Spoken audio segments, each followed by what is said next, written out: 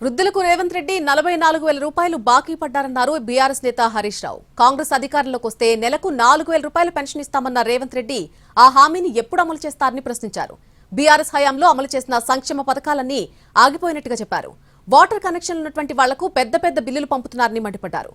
ఇక కాంగ్రెస్ ప్రభుత్వం చేసిందేంటి అంటూ ప్రశ్నించారు హరీష్ రావు. 44,000 బాకీ పడ్డాడు రేవంత్ రెడ్డి.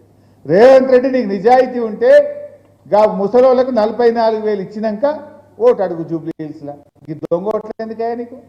చెప్పిన పని చేయి. నేను కొత్తది అడుగుతలేను, గొంతమ్మ కోరిక అడుగుతలేను. ఎలక్షన్లో కూడా బాండ్ పేపర్ వంచినవు. నేను గద్దె మీద కూర్చుంటే 4,000 పింఛన్ ఇస్తా అన్నావు. 2 ఏళ్ళు అయింది, ఇంకెప్పుడు ఇస్తావు అని అడుగుతున్నా. బస్తీ దవాఖాన నాగం చేసిండు. డెలివరీకి పోతే కొండాపూర్లో కేసీఆర్ కిట్ ఇచ్చి తల్లిని బిడ్డను రూపాయి ఖర్చు లేకుండా ఆటో కిరాయి లేకుండా ఇంటికాడ తెచ్చినాం. అది బంద్ పెట్టిండు. న్యూట్రిషన్ కిట్ బంద్ పెట్టిండు. బతుకమ్మ చీరలు బంద్ పెట్టిండు. పిల్లల స్కాలర్షిప్లు బంద్ పెట్టిండు. దళిత బంధు బంద్ పెట్టిండు. బీసీ బంధు బంద్ పెట్టిండు. మైనార్టీది బంద్ పెట్టిండు. అన్ని పథకాలు కోత పెట్టుడు తప్ప కొత్తగా ఇచ్చింది ఏమున్నది? కేసీఆర్ 20,000 లీటర్ల దాకా నీళ్లు ఫ్రీగా ఇచ్చిండు. ఇప్పుడు వాళ్ళకి బిల్లులు పంపుడు మోపు చేసిండు. బిల్లులు పంపి నల్ల బిల్లులు పాతవి కట్టురు అని పెద్ద పెద్ద కాయిదాలు వంచుతుండు.